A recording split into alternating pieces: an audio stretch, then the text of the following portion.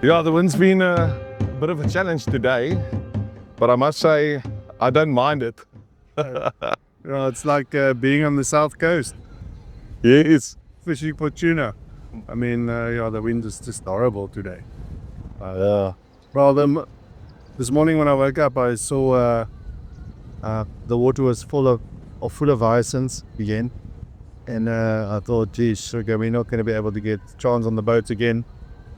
So yeah, actually worked out fine that the wind actually blew all the hyacinths away, but it's not stopped yet. So it's picked up and it's just not picking up. I think there's a big storm coming. It might be. I see there's a lot of rain clouds or possible rain clouds in the air. But like I said, I don't mind the wind. Can see the beard pointing the direction of the wind. It's Serious though, yeah. Really. I think but I mean I don't mind the wind because it would have been really hot today. that's exactly my point. We've gone from a fairly coolish winter straight to summer. Yeah. Like Exactly. I don't know, maybe it's because we're getting older that, you know, we feel the seasons differently. But I mean, when we were younger, I mean, we learned the 4 seasons.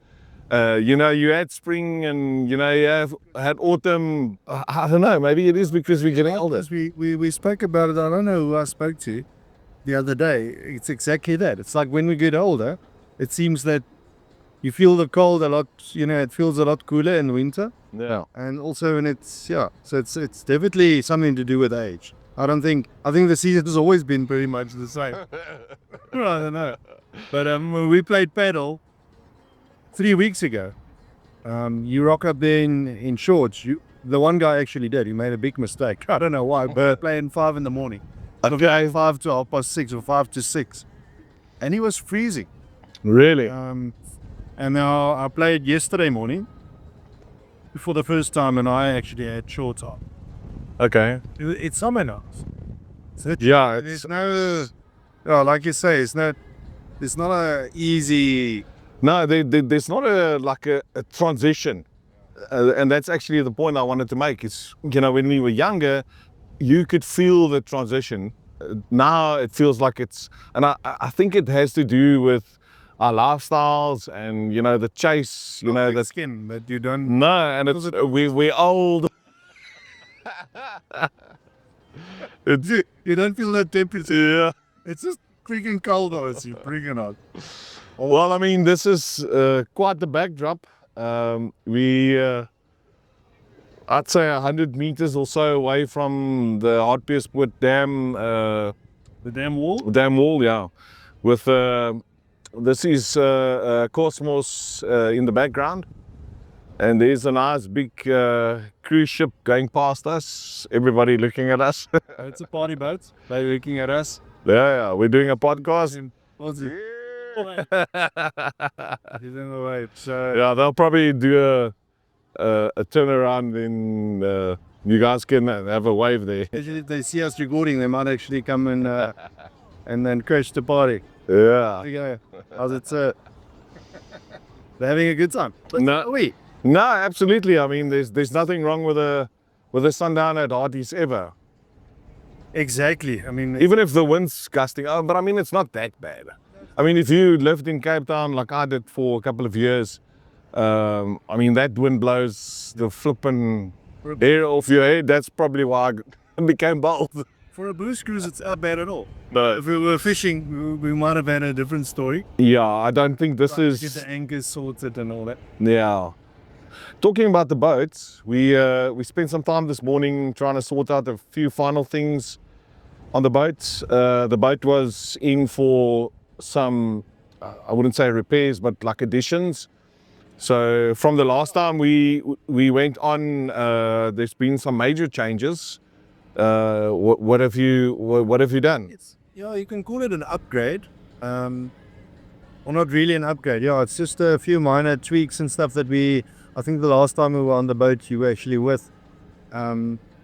It's not riding properly. So obviously it's a project still in the making. When we decided to build the boat about a year ago now, you know, we had a concept and an idea in our heads, and to put it on paper is not, it's not really always the same thing. So Yeah. it made really, it sounded very simple in my head, and when we started building, we've come up with a few challenges and so forth. So yeah, we had an extra pontoon. Long story short, we had to put an extra pontoon in the middle, and then actually combine it into, or basically take it from just a normal standard pontoon to a tri pontoon or a pontoon or whatever they call it. Because I couldn't get the motor to perform properly. Getting cavitation problems, and it was just a whole lot of things. A lot of drag in the water we had from a few things that we've done under the boat. So I think the biggest test that we failed was thinking properly about what the hull is going to do and so forth. So yeah, that was basically why we, after talking to so many people and then obviously experts in the field on what they recommend we should do. So sometimes I just thought, it's not always that you know better. I'm like that. I thought, you know what, I will put 100 horsepower motor on this boat with a double pontoon, and it does work on most of them.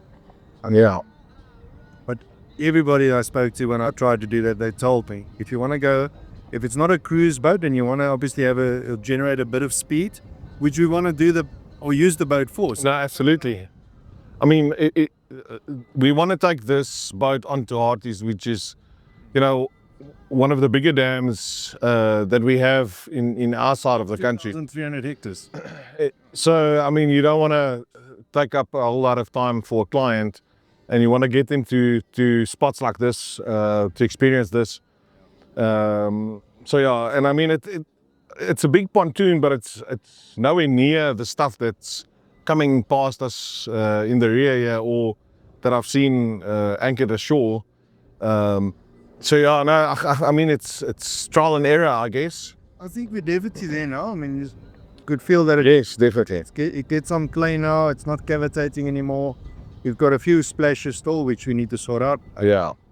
Obviously, inside the boat, outside the boat, it's not running smoothly. Yeah, because this is, I wouldn't say an open deck, but to some extent it is. It's open deck. The reason the open teak wooden deck that we installed is a cormorant, right?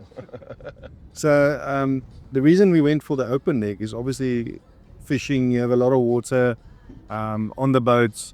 Obviously, we do have a lot of spillage. Yes. Our sundowners spend sundown and you want to have a runoff. Yeah, exactly. So it's a runoff. It's just easy to keep the decks clean. Also, summer months when it gets really, really hot during the day, I mean, even the wood gets quite hot to stand on. I mean, you can just cool the deck down. Just take a bucket of water and rinse it off. So it's easy to keep clean. That's why I like the, classic old wooden decks. Yeah. Especially on a pontoon.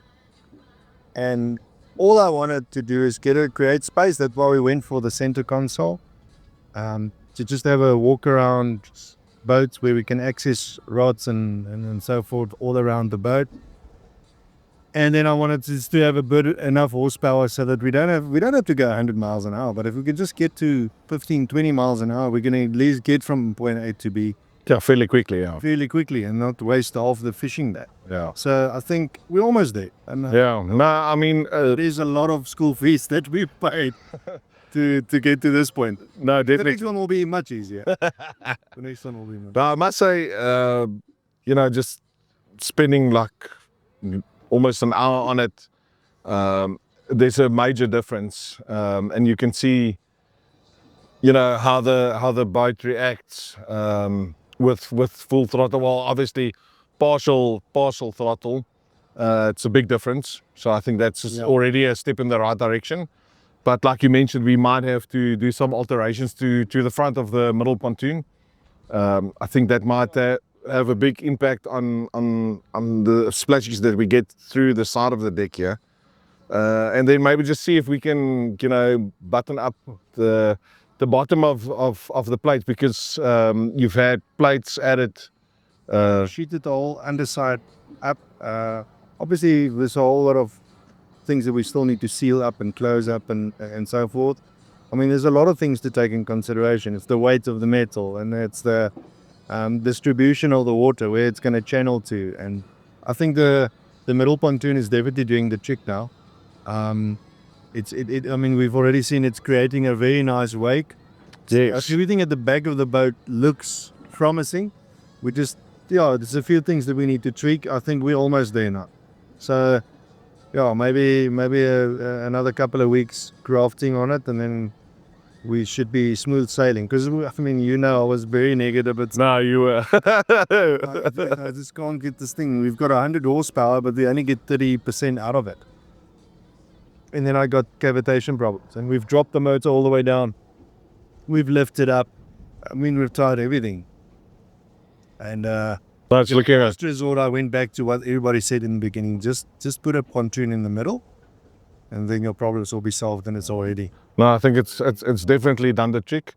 In terms of leveling, I do feel it now that we, it does feel like the wind, and it's funny. Like we spoke about it the other day, in the bush, how the wind has been a thing this season, and you can clearly see it even here, how the wind's changed. I mean, we had a massive gust, from the eastern side, and now it's coming through past, from the Brit side. Yes. So the wind's changed dramatically.